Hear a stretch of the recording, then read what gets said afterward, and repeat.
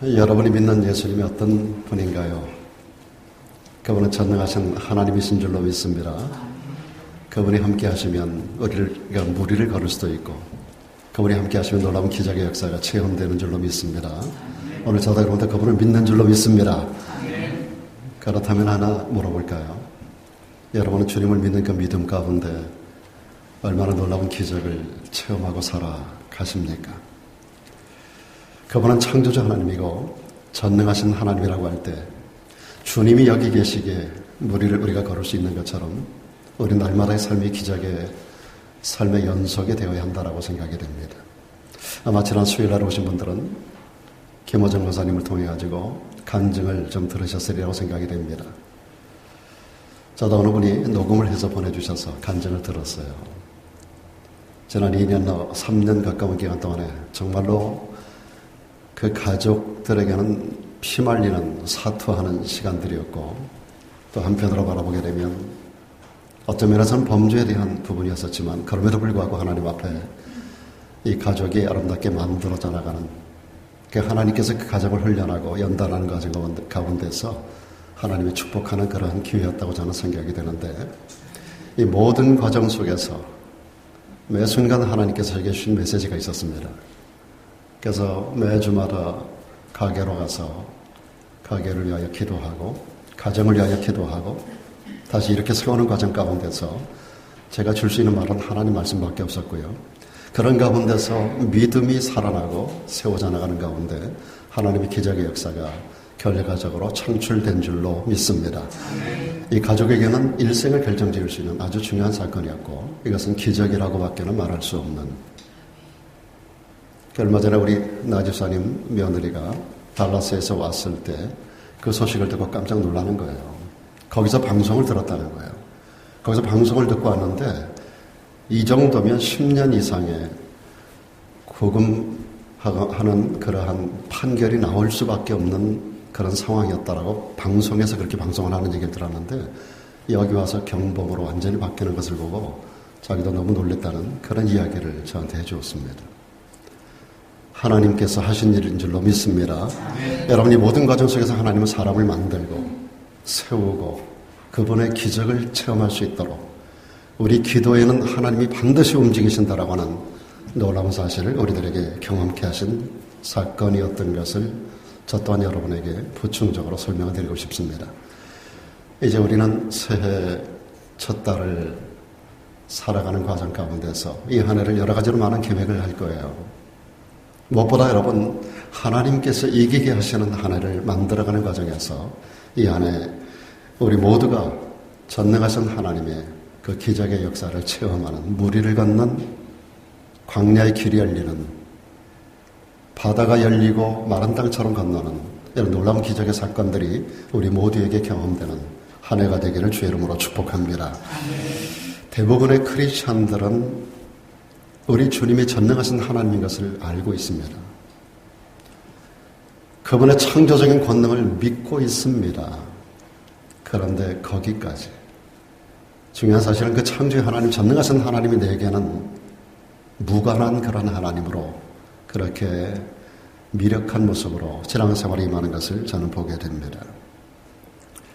여러분, 주님의 기적을 원하십니까?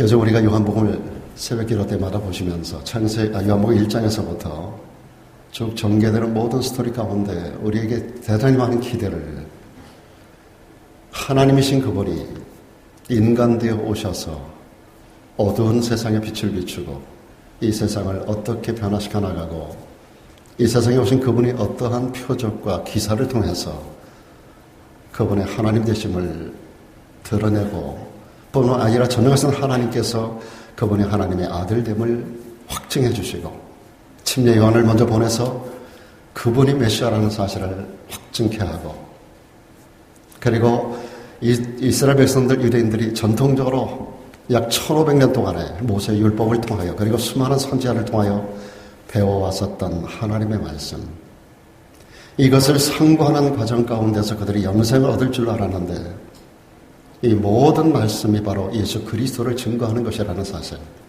그리고 그분이 직접 이 땅에 오셔서 내가 바로 그분이야, 내가 바로 그이야라고 하는 하나님의 증거, 침례 요한의 증거, 성경의 증거와 더불어 당신 자신이 표적을 일으키는 가운데 증거하는 가운데 그 우리 메시아라는 사실, 그리스도라고 하는 사실을 빼도 박도 못할 분명한 확증적인 사건들을 보여주시면서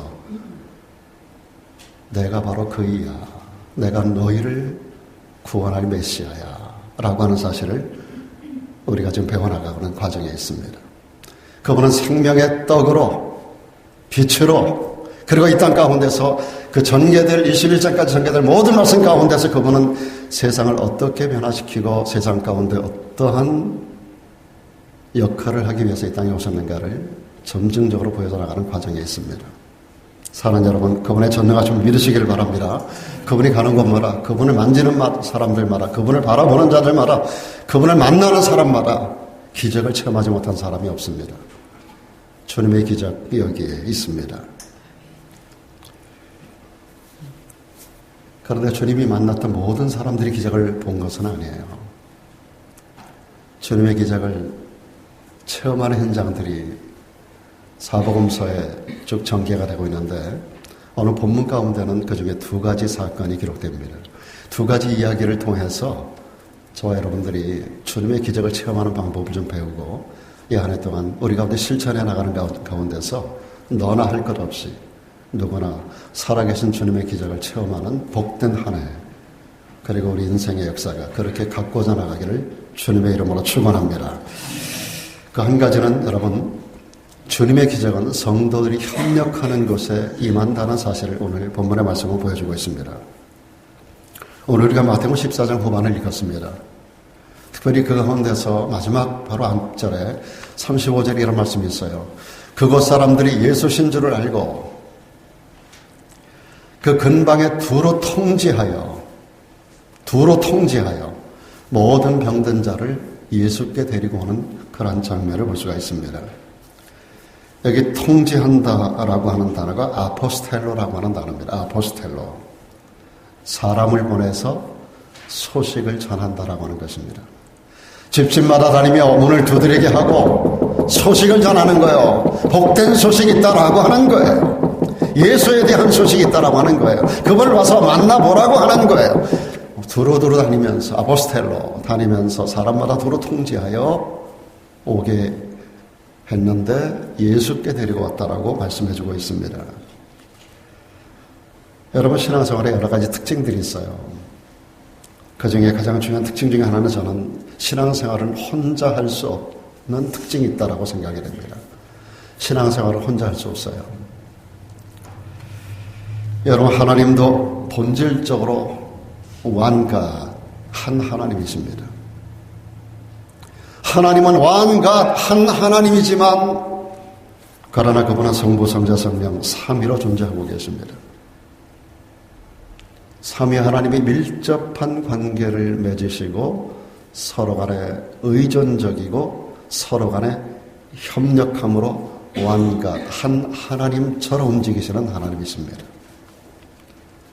긴밀하게 협력하십니다. 여러분, 창세기 1장 1절에 보면 태초에 하나님이 천지를 창조하셨다라고 말씀이 기록되고 있습니다.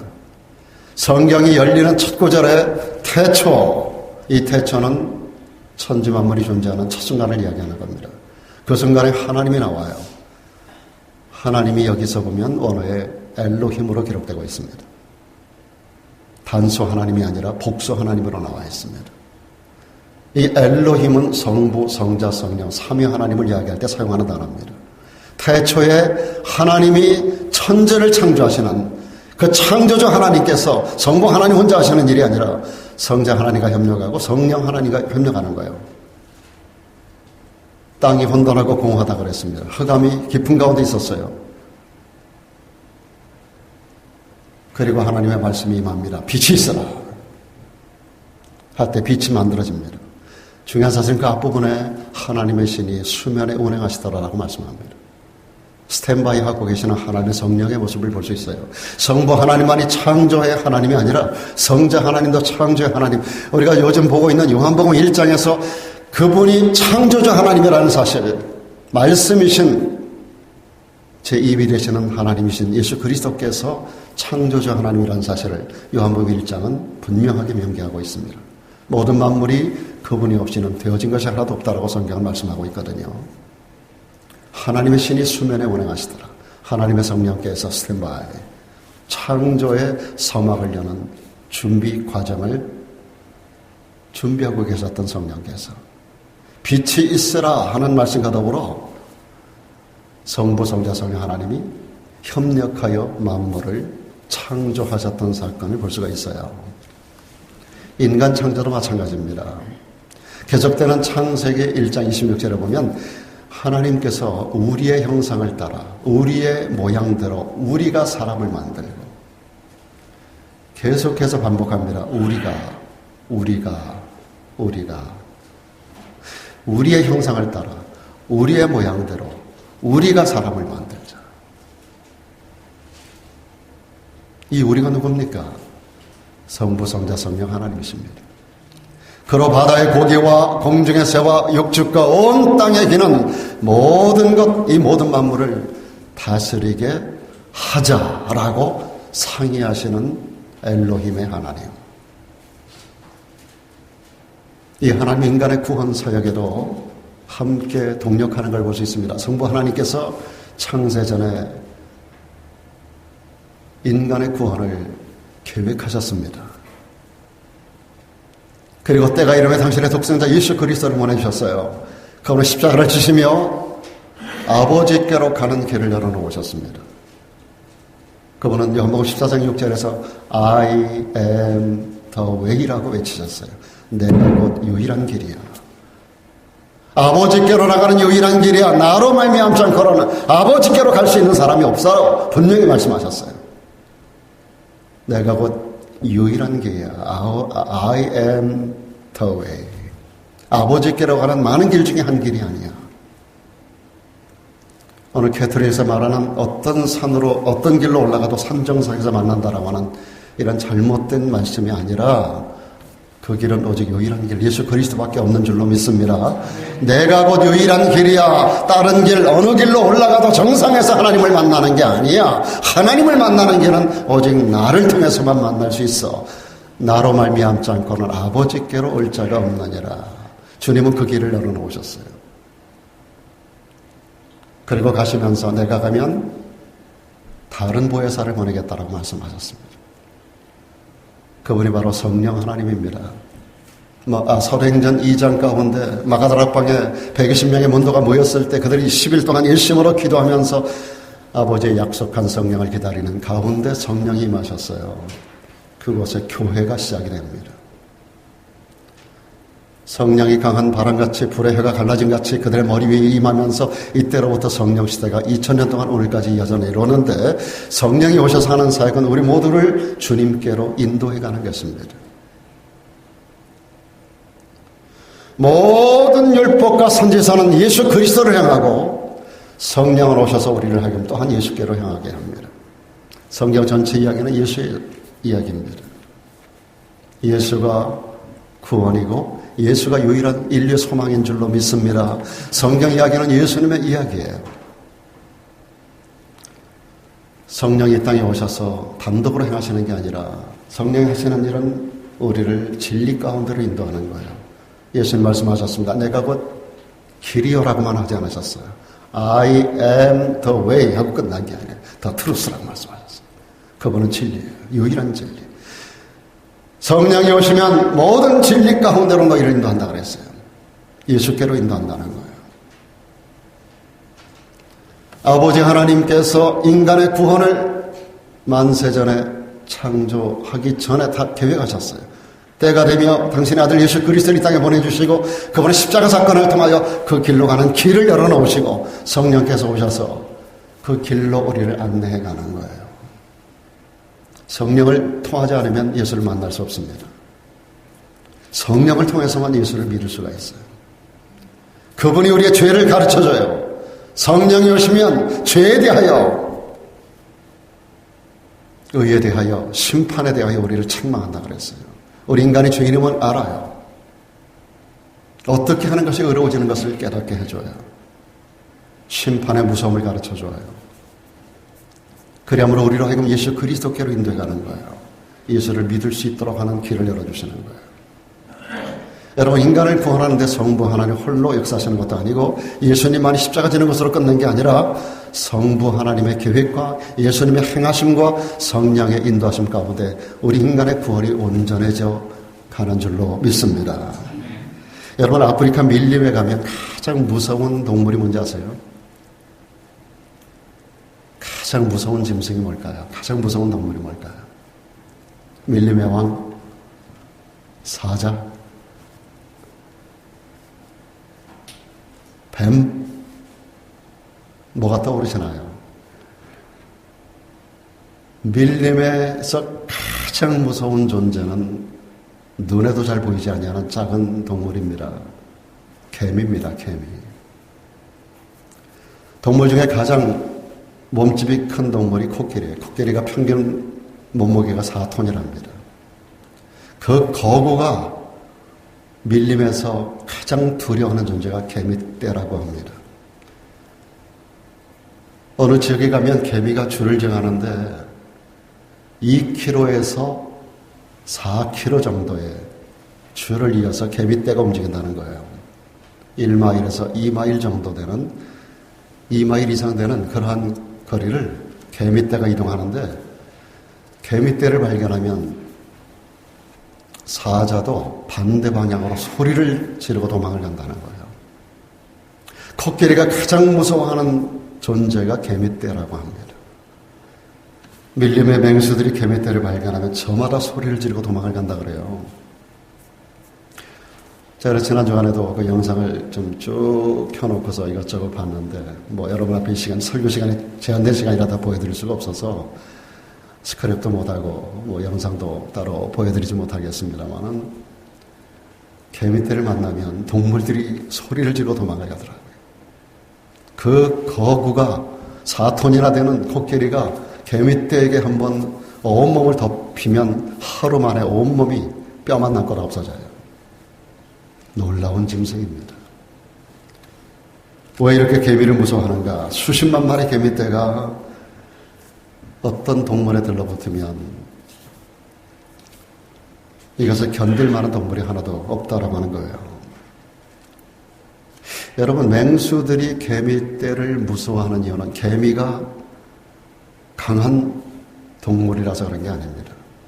이 개미에게는 놀라운 협동심이 있다고 하는 겁니다. 놀라운 협동심이 있어요.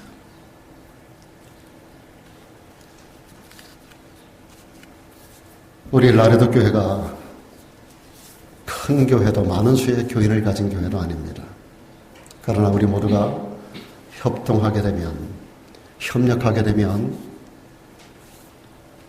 우리가 기적을 보게 될 줄로 믿습니다. 여러분, 이 안에 적은 공동체지만 우리가 함께 협력함으로 하나님의 기적을 보는 하나를 만들어갈 수 있기를 축복합니다. 무엇보다 우리는 사람을 예수께로 데리고 와서 영혼을 살리는 일에 협력을 하셔야 됩니다. 힘을 합치셔야 됩니다. 여러분, 기적을 말할 때 가장 큰 기적이 뭘까요? 기적을 말할 때 가장 큰 기적이 뭐예요, 여러분? 아멘 않는 겁니까? 뭐라고 생각을 하세요? 수많은 기적들이 있는데 그 기적 가운데 가장 큰 기적은 아마도 죽은 자가 살아나는 것일 것입니다. 죽은 자가 살아나는 것보다 더 큰 기적이 어디 있어요? 그죠?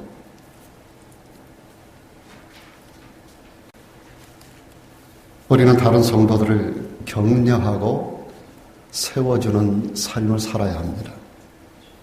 주님을 모르는 사람들에게는 예수님을 소개하고 예수님께로 이끌어 그들의 죽은 영혼을 살려내는 것이 우리가 해야 할 가장 중요한 일인 줄로 믿습니다. 여러분, 이사야 52장에 보면 이런 말씀이 있습니다. 좋은 소식을 가져오며 평화를 공포하며 복된 좋은 소식을 가져오며 구원을 공포하며 시온을 향하여 이르기를 내 하나님이 통치하신다 하는 자의 산을 넘는 발이 어찌 그리 아름다운고. 복음 전하는 자들의 발이 가장 아름다운 발이라고 하는 겁니다. 복음 전하는 자의 입술이 가장 아름다운 입술이라는 겁니다. 복음 전하는 일에 투자하는 물질이 가장 귀한 물질이라고 하는 겁니다. 복음 전하는 일을 위하여 헌신하는 모든 헌신이 가장 값진 헌신이라고 하는 겁니다. 지난 100여 년 전에 동방의 어두운 나라 조선 땅에 미국에서 유럽에서 선교사들이 들어왔습니다. 동방의 어두운 땅에 그들이 작은 불빛 하나 가지고 들어왔습니다. 거기서 불을 붙이다가 꺼지고 불을 붙이다가 꺼지고 그러면서 조금씩 불을 일으키고 그런 가운데서 100여 년이 지난 동안에 오늘날 우리 대한민국이 5,000년 동안 어둠 가운데 있었던 나라가 세계 10위권 안으로 들어가는 그런 나라로 성장해 나간 것을 여러분 아시나요? 우연히 된 게 아니에요. 대한민국 사람들이 똑똑해서 되는 게 아니에요. 특별한 능력을 가진 백성이었다면 5,000년 동안 어둠 가운데 있지 않았을 거예요. 세계에서 가장 못 살고 가장 비난하고 가장 무식하고 가장 미련한 사람들이 대한민국 사람들이었어요. 어느 나라 조상치고 똑똑한 사람이 부분적으로 안 나온 사람이 없어요. 우리나라도 그런 사람들이 있었고 다른 나라도 마찬가지예요. 5,000년 동안 어둠이었었어요. 뛰어난 민족이었다면 5,000년 동안 어둠 가운데 있지 않았죠. 근데 이 나라가 갑자기 100여 년 동안 세계적인 나라로 바뀐 거는 기독교 복음이 들어감으로 가능한 결과를 만들어낸 것입니다. 여러분, 그 수많은 선교사님들 한국 땅에 와서 처음부터 좋은 조건에서 일하거나 환영해 주는 가운데서 복음을 전한 게 아니에요. 그 많은 선교사님들이 순교를 당했어요. 어떤 선교사는 배에서 미쳐 내리지 못하고 쏴대는 불화살 때문에 배가 타는 가운데 배에서 순교한 분도 계시고요. 복음을 전하는 가운데 야소 귀신 들여온다 그래가지고 귀신 쫓아낸다고 선교사 잡아놓고 푸닥거리를 하고 사람들이 보는 앞에서 처형을 하는, 그래서 죽음당한 선교사님들도 있고요. 얼마나 많은 고난이 있었는지 몰라요. 그런 모든 환경 속에서 복음 들고 산을 넘고 물을 건너온 그들의 아름다운 발길을 통해서 우리 대한민국이 개화되고 변화돼서 오늘 저와 여러분들도 그 영향권 아래서 복을 받는 자가 되고 세계 민족사에 뛰어난 민족으로 세워져 간 줄로 믿습니다. 여러분, 요한복음 4장에 우리가 최근에 사마리아 여인에 대한 이야기를 새벽기도 때 봤습니다만 그 여인이 얼마나 불행한 여인입니까? 이 남자 저 남자 다 만나봐도 자기를 만족해 줄 수 있는 남자가 없었어요. 남자를 5이나 갈아봤어요. 지금 사는 남자 6번째 남자로 자기 남편이 아니에요. 아무렇게나 살아가는 여자, 사람들 앞에 나설 수도 없는 여자, 손가락질 당하고 욕이나 먹고 하는 그런 여자, 그 여자를 주님이 찾아가 주셨어요. 복음은 우리가 주님을 찾는 게 복음이 아닙니다. 하나님이신 그분이 우리 인간을 찾아오는 게 복음이에요. 그분이 하늘 보좌를 버리고 낮고 낮은 이 땅에 오셨고, 그리고 이 세상 사람들에게 조롱받고 천한 여자, 손가락질 나가는 여자를 주님이 찾아가셨어요. 이 여자가 그날에 주님을 만납니다. 처음에는 낯선 이방 남자였었어요. 그러다가 유대인 남자였었어요. 그러다가 선지자 중에 하나 있었어요. 그러다가 알고 보니까 그분이 메시아라는 사실을 발견하게 됩니다. 주님을 만난 거예요. 만나고 보니까 가장 천한 여자가 가장 존귀한 여자로 바뀌는데 그의 존귀함이 어떻게 증명된지 아세요? 그는 자기를 손가락질하고 욕하는 사람들을 향해서 찾아갑니다. 물동이를 던져버려요. 그래서 성경에 보니까 여자가 물동이를 던져버립니다. 버려두고 동네로 들어갑니다. 사람들을 피해서 사람들이 통행하지 않는 시간대에 물 길러가는 이 여자가 이 물이 없으면 살 수 없는데 그 통을 버려. 그리고 나서 자기를 손가락질하는 사람들을 찾아갑니다. 찾아가가지고 문을 두드려요. 내가 만난 예수, 너희도 한번 와서 봐. 와보라. 여러분, 전도는 이렇게 하는 거예요. 이렇게 무식하게 하는 거예요. 나의 행한 모든 일을 내게 말했던 그분, 나는 그분을 만났어. 와보라. 나만 만나기는 너무 아까워. 나만 예수 믿고 구원받는 거 너무 안타까워. 당신도 와보라고 그들의 문을 두드려요. 자기를 해서 손가락질하고 욕하고 그러던 사람을 찾아갑니다. 여러분 진정 예수 만나고 여러분에게도 진정한 변화를 체험하셨습니까? 구원의 확신이 있으십니까? 그렇다면 여러분을 향하여 손가락질하는 사람들도 찾아갈 수 있어야 돼요. 와보라. 이는 그리스도가 아니냐. 자기가 그리스도를 만났다는 거예요. 그리스도를 만난 게 구원받은 거 아니에요? 이 구원의 소망이 너무 귀해서 혼자만 가지고 있기 너무 안타까운 거예요. 와보라. 그리스도가 아니냐 이분이. 그 뒤에 뭐라고 했습니까? 그 말을 듣고 저희가 동네에서 나와가지고 전부 예수께로 나옵니다. 온 사마리아 동네가, 오늘 여기 이 말씀은 요한복음 4장 30절에서 끝나지만 연결되는 말씀 마지막 절까지 보면 온 사마리아 사람들이 예수께로 다 나와가지고 그날에 예수를 만나요. 전부 변화가 돼요. 온 성이 기쁨이 충만해요. 놀라운 사건입니다, 여러분. 열왕기하 7장은 사마리아 성의 기근을 이야기합니다. 거기 4명의 문둥병자가 있었어요. 사람들에게 버림받고 사람들 앞에 나올 수 없는 사람들. 그 기근으로 죽을 수밖에 없는 상황 속에서 적의 병명으로 들어갔다가 죽으면 죽으리라 하는 가운데서 하나님의 기적을 체험했던 사람들 4사람이 나와요. 그들이 굶어 죽어서 가운데서 하나님의 기적을 체험하고 그리고 먹을 것을 발견해 실컷 주워 먹고 온 옷 속에 여기저기다 먹을 것을 감추고 외투를 갈아입고 모든 보물들을 자기들이 있는 곳에 전부 다 갖다 숨겨놓고 하는 과정에서 문득 깨닫는 게 있어요. 문득 뭘 깨닫는지 아세요? 문둥이가 서로 말합니다. 우리의 소위가, 우리가 이렇게 하는 것이 선하지 못하다. 우리끼리만 하나님의 축복을 받고 우리끼리만 좋아하는 것은 하나님이 원하시는 방법이 아니라는 겁니다. 오늘날은 아름다운 소식이 있는 날이 오늘 우리가 잠잠하고 있으면 안 되지 않겠느냐. 만일 밝은 아침까지 이 상태로 지나간다면 하나님이 우리에게 벌을 주지 않겠느냐. 만일 밝은 아침까지 기다리면 벌이 우리에게 미칠지니. 그 다음에 뭐라 그랬어요?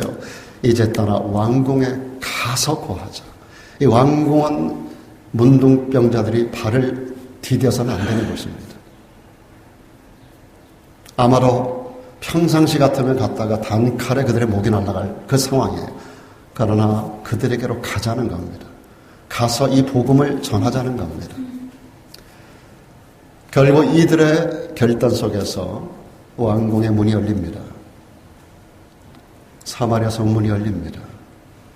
그리고 그날에 그 복음 전한 것 까닭에 그들의 발길이 아름답고도 아름다운 그들의 발걸음과 그들의 입술에 아름다운 그 선포 까닭에 사마리아 성 전체 사람들이 굶어 죽어가는 상황 가운데서 그 모두가 구원받는 역사가 일어난 줄로 믿습니다.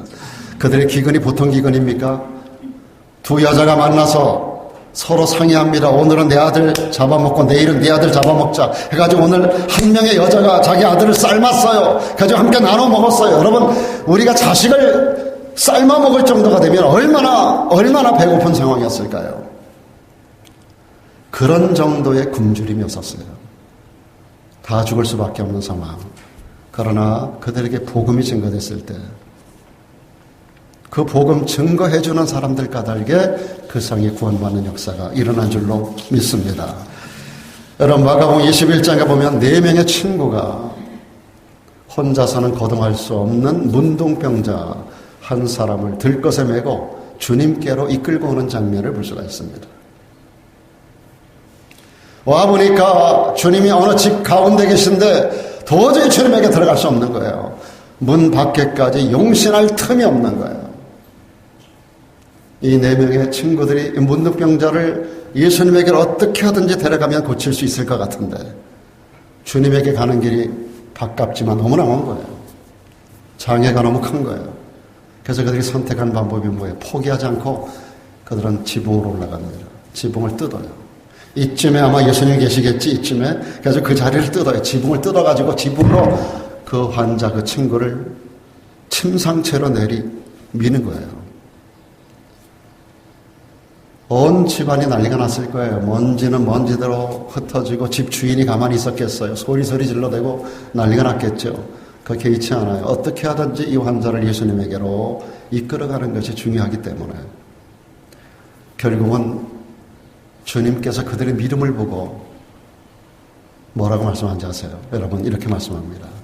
예수께서 저희의 믿음을 보시고 중풍병자에게 말씀하십니다. 소자야 내 병이 고침을 받을지어다 라고 하지 않았어요. 내 죄사함을 받았느니라. 뒤에 사건 속에서 이 환자가 들것을 메고 나갑니다. 치유가 됩니다. 여기 죄사함이라는 개념이 뭘까요? 영혼의 육신의 죄를 아울러 치료를 받았다고 하는 것입니다. 놀라운 사건이에요.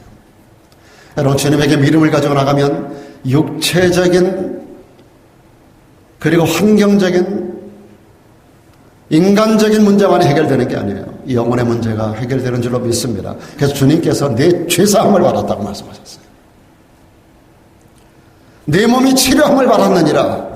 내 믿음대로 되라. 그래가지고 병고침으로 끝난 게 아니라 내 죄까지 내 죄사함을 받았느니라. 사랑하는 여러분, 우리 4명의 협동하는 관계가 안에서 한 사람의 영혼이 치유되고 육체가 고침받는 기적이 체험되었었던 겁니다.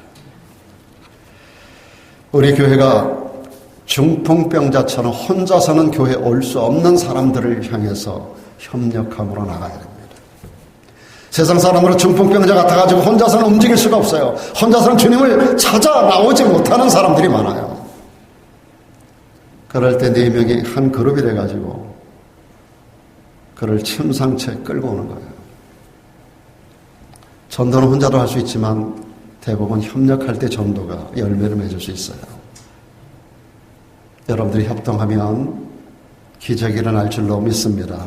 그 상대방의 환경이 바뀌고 그 영혼이 구원받는 역사를 만들어낼 수가 있는 거예요.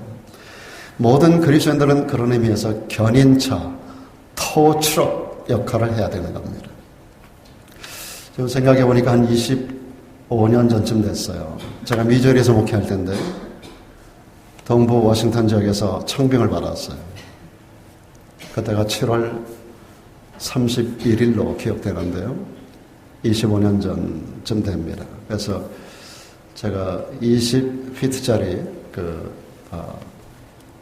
트럭을 몰고 그 U-홀 말고 또 뭐 있었죠? U-홀 말고 또 뭐 하나 있죠?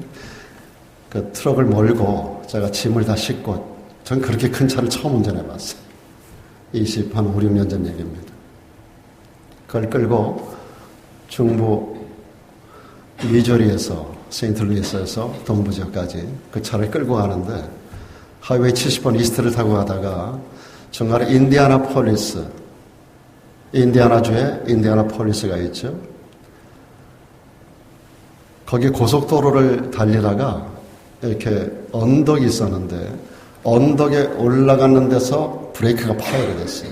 그 차가 굉장히 오래된 차였었어요. 브레이크가 파열돼가지고 언덕길을 내려가는데 이게 브레이크가 안 되는 거예요. 그 시간대가 아침 출근 시간이에요. 차들이 확 밀려서 있는데 이 브레이크가 안 되는 거예요. 제가 할 수 있는 방법이 어떤 방법이 있었겠어요? 그때 제 나이 40살이 막 넘었을 때예요. 브레이크가 파열이 돼가지고 어떻게 할 수 있는 방법이 없더라고. 내리막길에 날리는데 어떡하겠어요. 고속도로인데. 제가 할 수 있는 방법이 그냥 중간에 중앙분리대 쪽으로 틀어가지고 그냥 차를 들이받았어요. 그 앞에 이거 난간을. 그러고 그냥 밀리면서 섰어요. 그러고 나서 뒤에 차가 얼마나 많이 밀렸는지 몰라. 그 출근 시간인데. 얼마 안 지났을까요? 누가 연락을 했는지. 폴리스가 왔어요. 어제 딱 보더니 어딘가 전화를 하더라고요. 전화를 했는데 조그만 토우 트럭이 왔어요.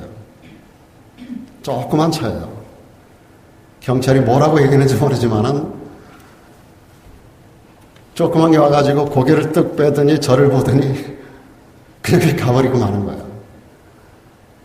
가더니 또 한 곳 차고 하는데 중간 사이즈 트럭이 또 왔어요. 와서 또 보더니 안 되겠으니까 그냥 가는 거예요. 얼마가 있었나요? 대형 토 트럭이 온 거예요. 굉장히 큰 차가.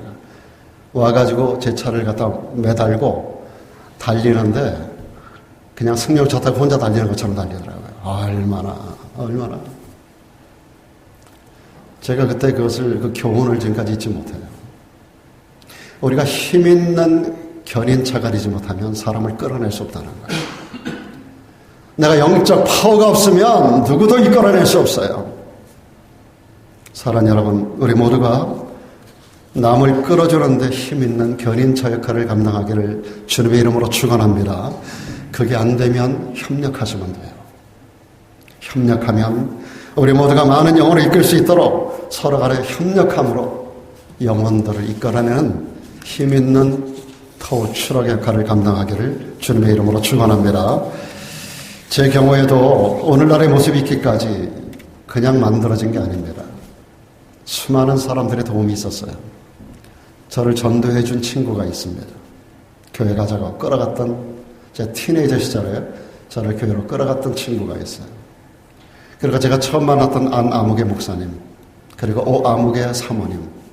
저는 그 사모님을 잊을 수가 없어요. 오 희석이라고 사모님인데 그 목사님은 작년에 돌아가셨고, 근데 그 목사님 사모님을 너무너무 제가 잘 만났어요. 그 만나던 그 해 12월 달에 제가 거듭남의 체험을 합니다. 번어게인하고 그 해에 제가 침례를 받았어요. 그러고 나서부터 그 교회 안수 집사님들이 너무너무 성경을 잘 가르쳐요. 주일에 가면 주일 아침마다 9시부터 성경 공부, 바이블 스터디 그룹이 쫙 방마다 이어지는데 미국엔 서든 베프티스트가 그런 특징을 가지고 있죠. 메인 생츄리가 있고 전부 다 윙으로 건물들을 교육관을 전부 다 줘요. 미국의 정통 침례교회 가면은 큰 예배당이 있고 옆으로 그 교육관들이 있어가지고 교육관마다 방마다 전부 주일 아침 9시부터 나이에 따라서 전부 그 그룹들이 바이블 스터디 그룹이 전부 다 나눠져요. 그들 모두가 10시 반이면 다 끝나가지고 와가지고 가족별로 앉아가지고 애들부터 노인까지 전부 다 앉아서 전부 같이 예배를 드려요. 정통 미국 침례교 그렇게 합니다. 그 교회가 그렇게 했었어요. 근데 거기 안수 집사님들 얼마나 성경을 잘 가르치는 그런 능력자들인지 몰라요. 저는 그분들을 잊을 수가 없어요. 그분들에게 제가 성경을 배우고 그러면서 제가 성장하고 하는 과정 가운데서 신학교를 들어가고 좋은 교수님들 만나고 또 동지들 만나고 철이 철을 날카롭게 하는 것처럼 동료들 간에 서로 나를 갈아주고 하면서 오늘날에 제가 만들어진 거예요. 저 역시도 마찬가지 그동안 얼마나 많은 사람들에게 복음을 전하고 도움을 주었을까요? 앞으로도 수많은 사람들의 영적 삶을 돕는 영적 협력자로서 저는 살아가게 될 것입니다. 여러분, 영혼을 구원하는 협력자가 되기를 주 이름으로 축원합니다. 교회에서도 모든 일에 힘을 다하여 여러분 협력하시기를 바랍니다. 혼자서는 할 수 없어요. 제가 지난 주일날 말씀이 지금 연장되고 있는 겁니다. 우리가 마음을 하나로 묶어야 돼요. 협력해야 돼요. 서로 견제하면 안 돼요. 서로 간의 단점을 보완해주고 장점을 살려주고 칭찬해주고 세워가면서 우리가 마음을 하나로 해서 협력하면 놀라운 일을 이뤄나가는 교회가 될 줄로 믿습니다. 우리의 협력이 기적을 만듭니다. 아멘. 수많은 영혼이 살아날 것이고 하나님 나라는 확장될 것입니다. 그리고 놀라운 기적이 만들어질 줄로 믿습니다. 우리의 교회를, 목사님을, 안수집사님을, 권사님들을, 여러분 집사님들을 다니면서 좋은 교회라고, 좋은 목사님이라고, 좋은 안수집사님이라고, 좋은 권사님이라고, 좋은 집사님이라고 소문을 내고 다니셔야 돼요. 근데 어떤 성도는 다니면서 목사가 어떻고 교회 누가 어떻고 집사가 어떻고 이러고 다니는 사람들이 있어요. 여기는 없지만 제가 있던 곳에 그런 사람들이 있었다고요. 결국은 자기 발등을 찍는 것이고 자기 얼굴에 침 뱉는 거예요. 절대로 그렇게 해서는 교회가 부흥할 수 없습니다. 자꾸 다니면서 좋은 소문을 내야 돼요. 우리 목사님 최고라고, 우리 집사님들 최고라고, 우리 권사님들 최고라고, 그리고 다녀도 사람들이 올까 말까 한데 다니면서 욕하고 다녀요. 그리고 교회는 다녀요. 여러분, 우리가 협력한다는 개념이 뭘까요? 누구에게나 여러분 문제는 있게 마련입니다. 그러나 누구에게도 좋은 부분은 다 있는 거예요.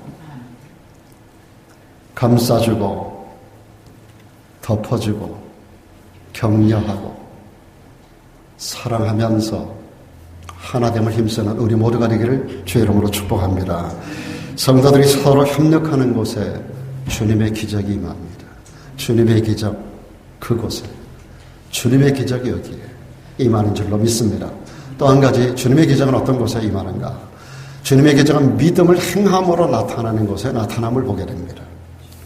오늘 마지막 절 36절에 보면 뭐가 있습니까? 다만 예수의 옷가에라도 손을 대게 하시기를 간구하니 손을 대는 자는 다 나음을 얻으니라. 할렐루야. 전도자들의 말을 듣고 사람들이 주님께 왔는데 어떻게 하면 고침을 받을까 생각하다가 주님을 향하여 손을 뻗기를 시작을 했습니다. 주님의 옷가에라도 손만 대면 내가 나을 것이라는 믿음을 가지고 주님의 옷가에라도 손을 대는데 손을 대는 자마다 다 나음을 얻었다라고 하는 사실입니다. 여러분, 예수님의 소문을 들어도 나오지 않는 사람들은 기적을 체험할 수 없어요. 소문을 듣고 나왔다 하더라도 여러분, 예수님께 손을 뻗지 않으면 기적은 일어나지 않습니다. 수많은 사람들이 썬데이 크리스천으로 교회에 덜렁덜렁 왔다 가는 사람들이 많아요. 여러분, 어떤 상황 속에서도 주님을 향하여 안타까이 손을 내미는 자가 되기를 주의 이름으로 축복합니다. 이 사람들이 그랬어요. 주님께 왔지만 가만히 있었던 사람들도 많이 있었을 거예요. 그들은 기적을 체험하지 못합니다. 그러나 주님에 대한 믿음을 가지고 손을 뻗은 자들마다, 손을 대는 자들마다 한 사람도 빠짐없이 다, 여기 다라는 단어가 중요해요. 다 나음을 얻었다 그랬습니다. 주님을 향하는 자는 여러분, 누가 손을 뻗게 해주는 게 아니에요. 여기까지 온 거는 누군가에 의해서 왔지만 이 순간만큼은 주님 앞에 내가 직접 가야 되는 거예요. 전도자들이 가서 전도해도 오지 않는 사람들은 뭐 그렇다 치더라도 일단 왔으면 주님을 향하여 개인적으로 손을 뻗어야 돼요. 목사가 가서 기도해 주는 거 좋지만 본인이 그 말씀에 반응해야 된다고요. 제가 서두에서 말씀드린 우리 김호정 원사님 가정에서 그런 부분들을 제가 함께 나눴던 거예요. 제가 전하고 말씀을 전하고 기도해 드리고 오면 그 말씀 붙들고 한 주간 동안 씨름했을 거예요. 왜 목사님이 이 말씀을 주고 하셨을까?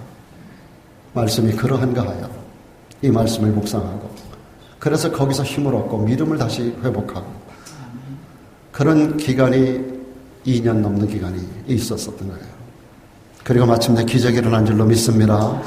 저는 마지막 최후 그 판결이 내려지는 현장 가운데 제가 있었어요. 참 놀라운 여기에 있었어요. 재판관이 처음 했었던 말이 제가 귀에 또렷이 남아요. 그리고 맨 마지막에 했던 말, 완전히 상반되는 말로 결론을 내려주었어요. 너무 놀라운 일이었었어요.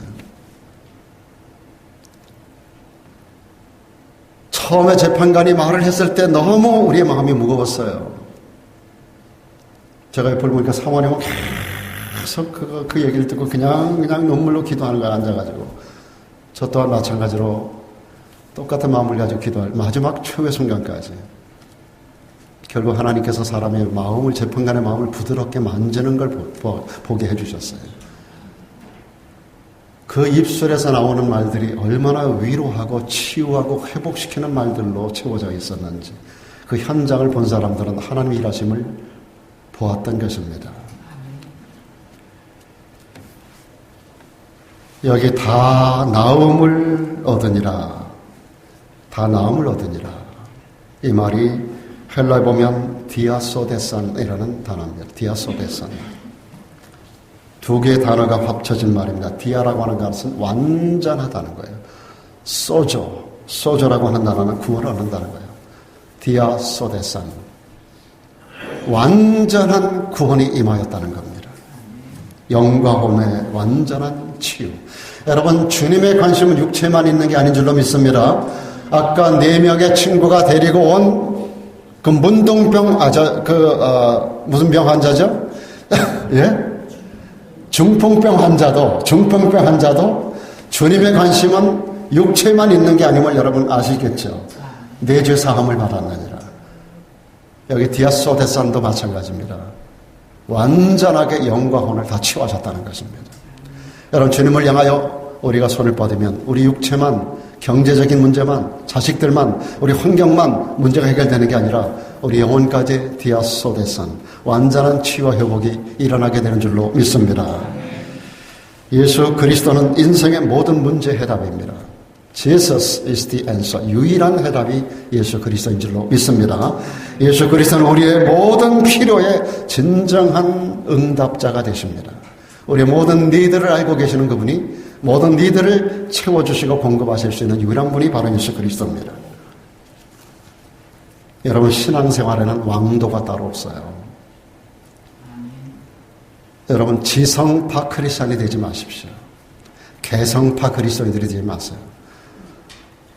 여러분, 지성을 앞세워서 신앙생활을 하지 마세요. 개성을 가지고 자기 성품과 자기 성격을 가지고 신앙생활을 나는 이렇게 할 거야 라고 하지 마세요. 주님 앞에 지성은 지랄 같은 성질이고 개성은 개 같은 성격이에요. 주님 앞에서 이런 모든 것을 버리지 않으면 우리는 하나님의 역사를 체험할 수 없어요. 나를 완전히 내려놔야 돼요. 지성파 크리스찬 되지 마세요. 개성파 그리스도인들 되지 마세요. 신앙생활은 왕도가 없어요. 사랑하는 여러분, 어떤 말씀이라도 그 말씀은 우리들에게 행동을 요구하십니다. 말씀대로 어리석은 것 같지만 순종해보는 거예요. 행함 있는 성도가 되기를 주의 이름으로 축복합니다. 혈루병 여인, 12해 동안 혈루병 앓았던 여인, 여러분, 여인이 만졌던 예수님의 옷자락, 그리고 치유가 일어났어요. 그럼 묻겠습니다. 그 예수님의 옷에 치유의 능력이 있었나요? 예수님의 옷에 치유의 능력이 있었나요? 그래서 어떻게 하든지 예수님의 옷자락을 만져보려고 손을 뻗었단 말이에요. 수많은 군중들에 둘러싸인 예수님, 감히 가까이 갈 수가 없어서 가까스로 죽을 힘을 당해서 손을 뻗어가지고 예수님의 옷자락에라도 손을 대게 했고 결국 옷을 만지는 순간 치유가 일어났단 말이에요. 그럼 예수님의 옷에 치유의 능력이 있었나요? 그 옷에 치유의 능력이 있었던 게 아니에요. 옷 속에 예수 그리스도가 치유의 능력자인 줄로 믿습니다. 여러분, 사도 바울의 경우도 이런 일이 있었어요. 하나님이 바울의 손으로 희한한 일을 행하게 하시는데 심지어는 사람들이 바울에게서 손수건을 가져가고 앞치마를 가져다가 병든 자에게 갖다 덮는 거예요. 그러면 사람들이 치유가 되는 거예요. 묻겠습니다. 바울이 가졌던 손수건, 그 앞치마의 능력이 있었나요? 이날의 기적은 그것을 갖다가 덮었던 사람들의 믿음의 행위인 줄로 믿습니다. 여러분, 베드로에게도 이런 일이 심지어 있었어요. 심지어 병든 사람을 메고 거리에 나가서 침대와 요 위에 사람들을 누이고 베드로가 지나갈 때 여러분, 손수건이 하나밖에 없었잖아요. 앞치마는 하나밖에 없잖아요. 그러니까 그림자라도 덮이기를 원했던 거예요. 그림자라도. 이날의 기적이 일어났을까요? 안 일어났을까요? 여러분, 손수건의 기적이, 손수건의 능력이, 그리고 여러분 앞치마의 능력이, 그리고 그림자의 능력이 있었나요? 중요한 사실은 그 앞에 서 있는 사람들의 믿음의 행동이었었어요. 믿음의 행위. 그날의 믿음으로 나온 자들마다 다 기적을 체험하게 된 줄로 믿습니다.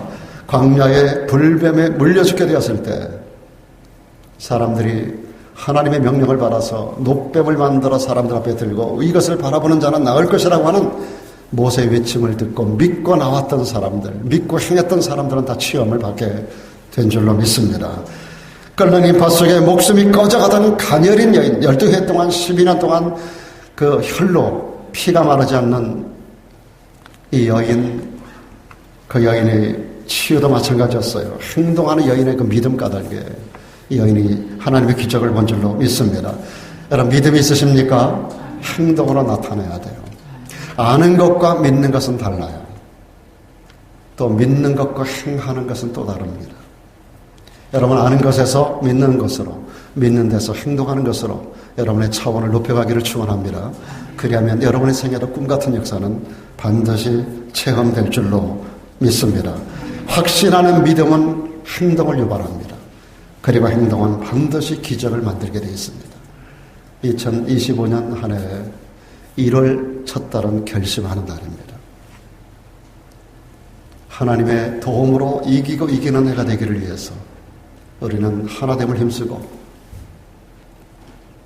뿐만 아니라 협동하는 가운데서 협동하는 믿음으로 그리고 행동하는 믿음으로 이 한 해 동안 하나님이 이기고 이기게 해주시는 귀로만 듣는 하나님이 아니라 그 하나님을 눈으로 보는 한 해가 되기를 주의 이름으로 축복합니다. 기도하겠습니다.